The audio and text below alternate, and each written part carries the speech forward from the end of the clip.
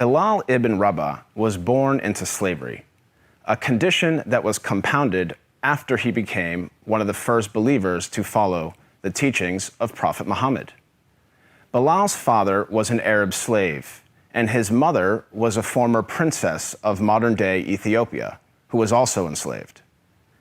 Bilal was ruled by a master who punished him for his conversion to Islam. He dragged Bilal around Mecca, encouraging people to mock him. He even tried to force him to renounce his faith by placing a large rock on his chest and pinning him on the ground.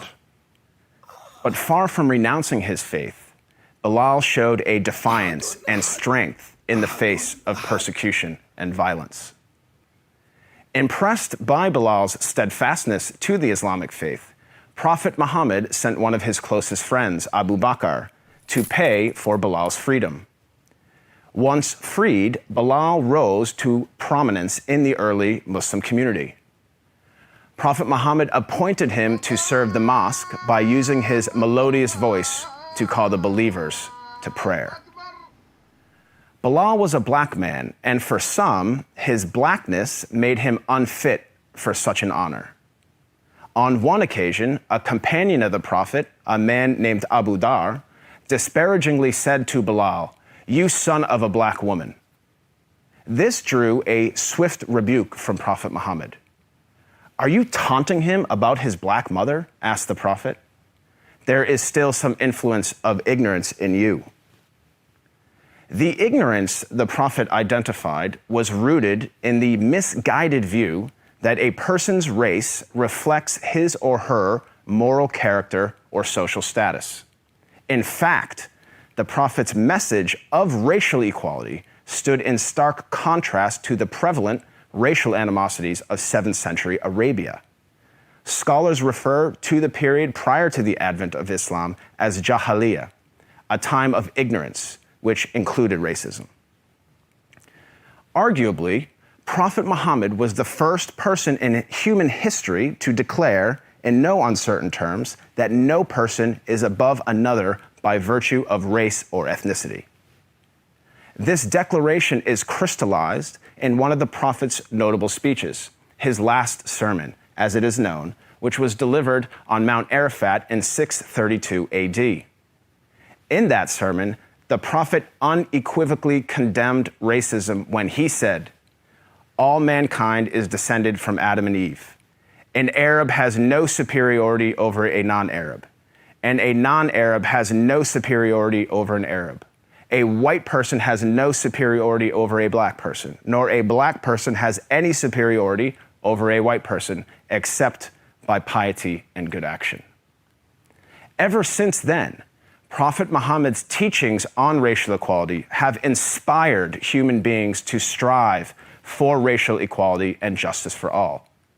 Consider the life of Al-Hajj Malik al-Shabazz, more commonly known as Malcolm X, the black Muslim civil rights leader who battled racism in the 1950s and 1960s.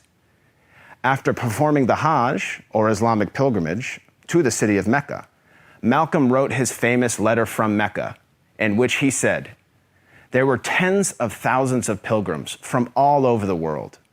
They were of all colors, from blue-eyed blondes to black-skinned Africans. But we were all participating in the same ritual, displaying a spirit of unity and brotherhood that my experiences in America had led me to believe never could exist between the white and the non-white." He added that he had never before seen sincere and true brotherhood practiced by all colors together, irrespective of their color. The Hajj for Malcolm represented a shift away from racism and towards racial equality. The teachings of Prophet Muhammad encouraged all people to strive towards anti-racism, which is quite different than simply non-racism. While non-racists do not openly express prejudiced views, they also do not work to dismantle racism in any given society. The Prophet of Islam actively challenged and dismantled the covert, the overt, and the systematic racism around him. He identified racism as a symptom and identified its root cause as arrogance in the human heart. As our world becomes more and more diverse and interconnected, it is imperative that we strive to follow the teachings of Prophet Muhammad.